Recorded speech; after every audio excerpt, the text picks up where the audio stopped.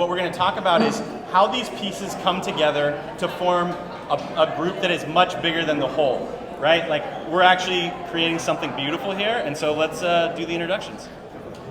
Hey guys, thanks for having me. I'm Jonathan of Exabits, and Exabits is building a base layer compute liquidity protocol for AI inference and trading.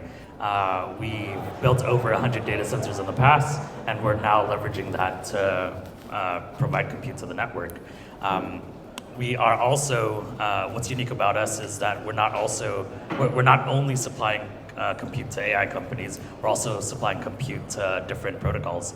IONET, Akash, Aether, Heuris, they're all some of our distributors for our compute. Hello folks, my name is Art. I am the COO of Vana. We are the first L1 for user-owned data and collectively owned AI. So our belief is a future in which anybody who's contributed data into a machine learning model should have rights in relation to that model. We, about a month ago, supported the launch of the Reddit Data DAO. Look it up, 150 million people aggregated their data and now are creating the very first user-owned foundation model. And I'm really excited to speak to the other panelists here about the way that we can empower users to own part of the future. Great, thanks, Art. Hi everybody, I'm Trevor. I'm on the Render Network Foundation board. Render Network is a GPU network created by creators for creators. Originally to solve a rendering problem, making rendering fast and affordable. From there it's grown. There's a mountain of compute on the network and idle compute, and we've expanded into AI, and more recently there's a proposal for us to move into data generation. But really a broad consumer compute platform, and we partner with folks like Exabits. Amazing. Great panelists. I'm Imgesu. I'm one of the co-founders of Genie AI and a new stealth company that I'm building, which is Decentralized AI. That's been derived from customers that we work with, but Genie AI essentially is doing generative AI infrastructure data, helping companies do fine-tuning, launch their own LLM, and RLHF is a huge problem, a lot of hallucinations, and we want to essentially distribute it in a double-sided marketplace. And my background is data science, DCSD, and our new project is with collaboration with the United Nations and the Harries-Jones supercomputer at DCSD. I should have sat over next to you, Mike. Yeah. Follow-up. Good evening, everybody. My name is Willy Wonka.E. This is Nounspace Tom. We're building Nounspace. We got a grant from Nouns DAO. You guys know Nouns, really awesome DAO. Sold about $100 million of NFTs. And they fund awesome ideas like Nounspace or like Tom. Tom wouldn't exist if it wasn't for Nouns DAO. So shout out Nouns. We're building Nounspace. Nounspace is a Nounish Farcaster client inspired by MySpace. Shout out to all the OG MySpace users out there. We're bringing back MySpace on top of this decentralized social media protocol. And kind of where it overlaps with AI, partnering with Morpheus. We are doing a More 20 fair launch, so we'll be one of the first projects launching a More 20 showcase called Space. That opens up June 14th, so definitely stay tuned for that. We believe the future of social media should be community owned, and that fair launches are the best launches. We're very excited about the More 20 standard. We've also just finished developing contracts for agents, for non-fungible agents. So I like to think about the user experience. I'm very much on the consumer side.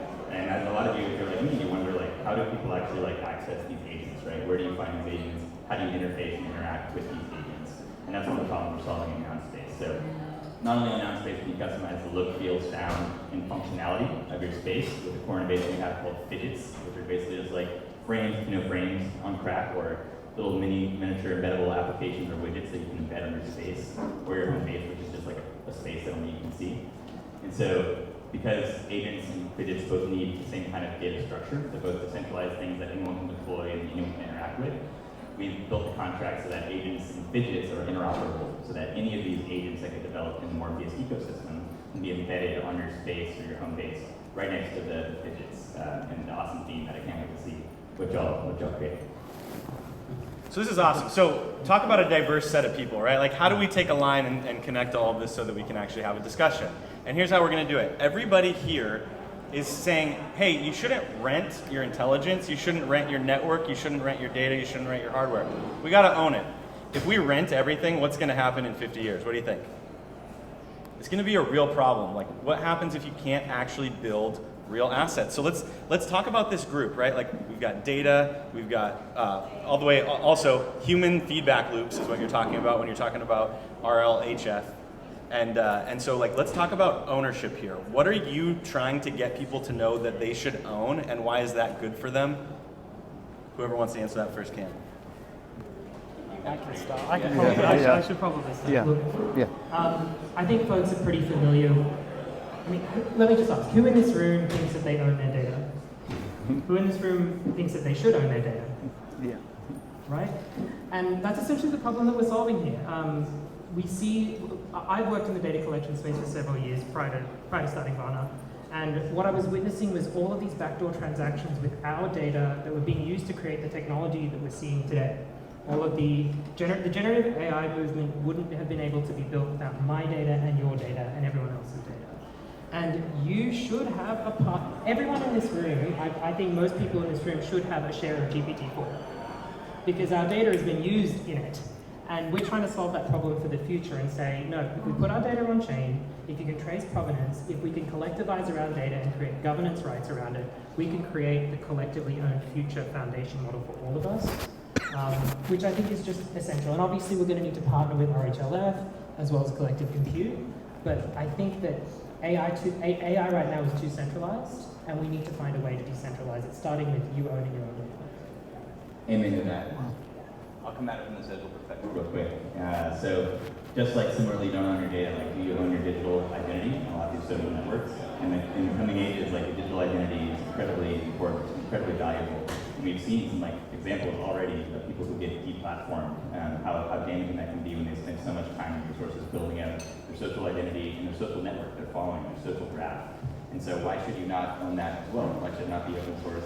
And to your point, if you're a user and you're adding value to the network or producing content that's valuable, why should you not own and share it? So that's what we're building in that space. Can I add to that? For us, it's even more than data. It's copyright art, it's materials created that really are the livelihood of many of the artists who use our platforms. If you go now onto some of the diffusion model generators, and one of the prompts they have today is Octane, which is our software that's been used to create these artworks.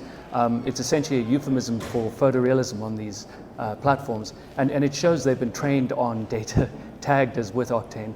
And when we talk to the folks who've created that, whose livelihood is that work, it's just wrong. And it needs to be done in a way that they share in it, they're able to provide the data and only the data they want to contribute and monetize it in a way well beyond just consumer data. I'd like to give an anecdote of OpenAI, just because they were a first mover and they launched the consumer application. We all contributed to giving all of our feedback on the RLHF, but now they own and monetize and sell it back to us, and I believe that everyone deserves a piece of all the feedback that we pretty much gave from first to her. Yeah, from our perspective, I hate to sing to the choir, but I was driving around San Francisco last week, and then there's a huge billboard that says 90% of all unicorn AI companies are built on GCP, Google Cloud, and sort of the ownership rights there just rattles our skin, right? So the way that we're building it right now by having decentralized compute, working with independent data centers, Render being one of our suppliers as well, is that we are really pushing the facets of crypto, right? Censorship resistant, equal contribution of people who have their supply that can generate yield from those assets and full ownership. So that's sort of the way that we want to see the ethos of blockchain, crypto, and AI really co-mingle with each other. So this is great. So we've got data, we've got identity, and we've got compute. And what happens when we put those things together? We get intelligence, right? And we don't really think about it like that because it's kind of disembodied, but this is actually like we're building the future of intelligence here. Like, it took a long time for evolution or whatever you think the path is that made this happen, right? Like, this is a beautiful thing. We are taking this brain, this mind that has data, that has compute, and has an identity, and we are extending that through artificial intelligence. And it's either going to be a tool that we own, right, and that we get to control, or that we're renting. Digital feudalism is not the future that we want. And so I'm Mike Anderson. I realized I didn't introduce myself earlier. we're building 607, so I'm a contributor to 6079 protocol. What we're doing there is we're proving that inference took place. What does that mean? Is that inference needs to take place every time you hit enter on ChatGPT or equivalent, right? So that's inference. How do we make sure that that actually happened? That's what we're working on. And people who were here earlier saw that we're actually putting on a tournament of Street Fighter. And by doing the tournament of Street Fighter, those GPUs are showing that they're capable of low latency, they're capable of understanding the context, and they're capable of taking actions. And so it's not just us, it's not like, hey, one project came in and put on this tournament. It was actually like 9 different projects, and we've got 16 projects total working on this proof of inference standard. And so what I'd love to talk about here next is standards, right? So like, we are in this really interesting space where Bitcoin was able to start because it had a permissionless protocol in the center of it, and people could mine on their laptops, and once that wasn't competitive, they got creative and they said, what if we create pools? What if we do this? What if we do that, right? So an ecosystem could grow from a permissionless protocol. And then Ethereum forked from that and then eventually went to proof of stake, right? Another permissionless protocol that allowed everything that you see with DeFi and NFTs and GameFi, all that kind of stuff, right? So the problem with DePIN right now and data and networks is there's no trustless protocol in the center of it. And so what we're actually gonna have to do is the hard work of creating standards to actually make these things happen. Can we talk a little bit about some of the, like, what are the biggest challenges that we're going to need to confront? And like, how can we actually get, like, not only the people on this table, but everybody out here and everybody outside, how do we start working together? Yeah, from a compute perspective, the biggest risk is people masking their network and saying, okay, I have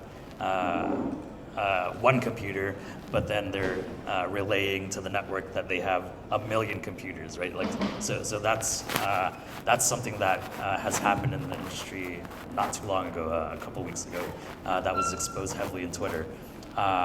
The way that we're doing it is playing it safe by working with data centers that we can physically see, we know who they are, but then as we grow, we don't want to have that as a reliance on building a trustless network by saying, okay, it's trustless because we know X, Y, and Z contributor. In the future, there's going to be, as technologies grow and grow, the narrative of individual computers being able to compute and be malleable and usable for AI inference and training is going to get there. Right now, it's not. So I think if we can standardize the compute component, have trustless verification layers, that will sort of democratize really the contribution factor of compute across anywhere in the world. Yeah. So I think we can learn a lot from Ethereum in this regard. I think Ethereum's done a great job of defining some standards that anyone can propose a standard, and then there's a period where people can give comments on it, and feedback, and then overall it gets adopted by the community. And the fact that we now have all these standards makes it so that an app like Nounspace started chill, but we can now create like a fidget that's like a governance fidget, and then anyone who has the same like governance contract or another governance contract, it's interoperable, right? Because we're all following the same standard. So it's great. It enables us to innovate a lot faster. Standards are pretty fantastic. And sometimes it makes sense to create new standards. So like I think Morpheus is doing a lot of that. And like I think you think about if you're building something, it's like, how can we not just build agents so they work with Morpheus? But like, let's create a new standard so that these agents can be bigger than Morpheus, right? And so that other applications can use these agents in ways that we didn't even think was possible. We didn't even consider, right? So then you get a big multiplier effect. And I think to your question, like how do we coordinate it? I do think Morpheus is kind of doing a good job of being one place where we can put these comments up and get feedback from a lot of different stakeholders in the industry. So shout out to Morpheus for helping put these standards out and doing it in a way where anyone can contribute and get rewarded, which is pretty freaking awesome. And I had one other really good point, but I think I'm confident. I think I forgot it. But yeah, so if you're thinking about building something, build it in a way that can be a standard that others can adopt and build on top of as well. Method already exists. Don't create a new standard if one already exists. So I think with data, creating standards around data has to take into account some really unique properties. Data has no inherent structure on its own. It can be, you have a double spend problem with data. You also have this issue of, in order to verify that the data is good, you need to see the data. So there's like a zero knowledge problem here as well. At Vana, there are two principles that we have used in order to solve these problems. One, which we call proof of contribution, is that when you put your data into the ecosystem, there is a proof that's run to show that your data is additive to the system. And what that means is basically that your data isn't copied, that it is, and each of the validator nodes on Vana has a different threshold for this, but it's, you know, your data could be of a specific type. You could prove certain various properties of that data itself, and we call that proof of contribution. On the other side, if you're a data owner, you want to be very certain about how your data is being used. So the second proof that we have, the second proof principle we have is proof of use. So I, as a user, need to sign a transaction in order to allow my data to be used somewhere, and then somebody needs to prove that that data has been used specifically for that transaction. Now, we haven't necessarily explored the full realms of this because there are things like secure compute environments for the creation of collective machine learning, there's model sharding, all of these aspects that are just in the research phase at this point. But we're building an L1 so that we can be robust to all of these changing properties of data and economics, so that we can create some standards. I generally think that, and the question of like, what can you all do? Research, get your hands dirty, get involved in this space, because I think that we haven't yet experimented and explored all of these proofs relating to data because they have been outside of our reach and now they're in our reach and we can actually do things with them. I mean, for us, standards are really the output. It starts more with community. And when I look at the problem here now, it's not going to be solved by any one of us. It has to be collaboration across a number of different pillars or a number of different areas. So to me, it's really, it's obvious to win this by getting together and working in a combined, controlled method. On the output side, we're actually intricately involved in a lot of standards, but more on the rendering platform side. So there's standards like ITMF that we contribute to. We're part of NVIDIA's Omniverse and plenty others. That makes sense in that direction. But I think for this community as a whole, it's a different area. And I think it's going to come from initiatives like this that pull everyone together. Yeah, we just outside were talking about our collaboration and awarding users that are actually getting the feedback to have a piece of the model. And I think through, first having a unique identifier, logging in with a wallet, knowing that user contributed to the model and then receiving the rewards, and I think it's collaboration.